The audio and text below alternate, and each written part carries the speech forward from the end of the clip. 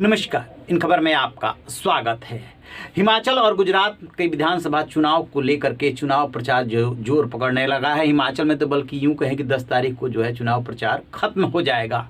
इसी बीच G20 का नेतृत्व करने का जिम्मा, अध्यक्षता करने का जिम्मा भारत को मिला है। प्रधानमंत्री नरेंद्र मोदी ने उसका लोगो जारी किया था। जैसे ही लोगो जारी किया, हंगामा मच गया। आखिरकार क्या है उसमें जिसको लेकर के हंगामा हो रहा है? तो दरअसल उसके लोगों में भारतीय जनता पार्टी का निशान कमल आ रहा है और ये बात किसी भी सूरत में कांग्रेस को गंवारा नहीं है।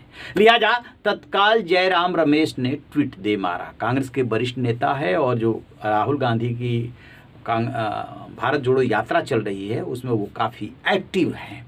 उनका कहना ये है कि जवाहरलाल नेहरू के सामने ये प्रस्ताव आया था कि जो उसका निशान है उसको भारत का निशान बना दिया जाए। उन्होंने तत्काल उसे खारिज कर दिया था, यानी कि पार्टी कांग्रेस का जो निशान था उसको बना दिया जाए, उन्होंने उसको खारिज कर दिया था। और बीजेपी G20 की अध्यक्षता की जिम्मेदारी मिली तो उसमें उसके लोगों में कमल को शामिल कर लिया। अब बीजेपी मान नहीं सकती जो है ऐसी चीज़ों के राजनीतिक इस्तेमाल के बिना। इस तरीके से उन्होंने तंज कसा।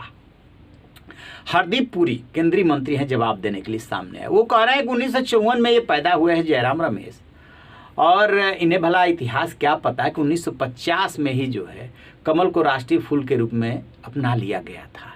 अब कमल यदि राष्ट्रीय फूल है और G20 के लोगों में भारत उसको शामिल कर रहा है, साथ में जो है वो और रंग ले रहा है, केसरिया है, सफ़ेद है, ग्रीन है, ब्लू है, कमल को धरती से जोड़ रहा है, तो इसमें इन्हें क्यों दिक्कत हो रही है?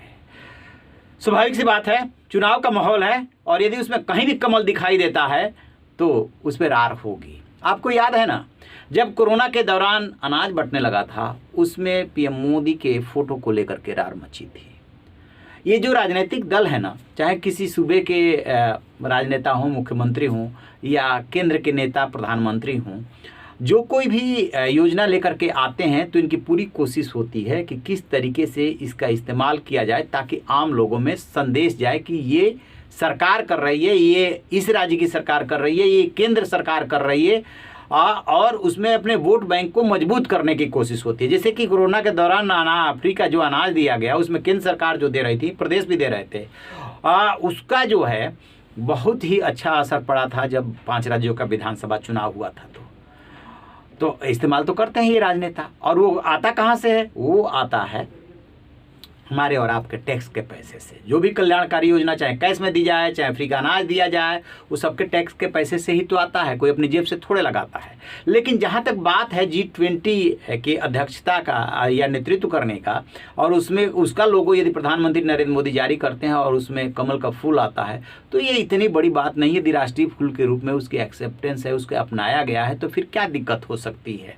लेकिन ये राजनीति है। बीजेपी भी कांग्रेस की जगह होती तो उसको नहीं छोड़ती। खैर, अब ये बात आती कि आखिरकार G20 है क्या? G20 विकसित और विकासशील देशों का एक मंच है जिसमें 19 देश शामिल हैं और एक यूरोपीय संघ शामिल है। उसमें जो सेंट्रल बैंक होते हैं उनके गवर्नर्स भी शामिल हैं।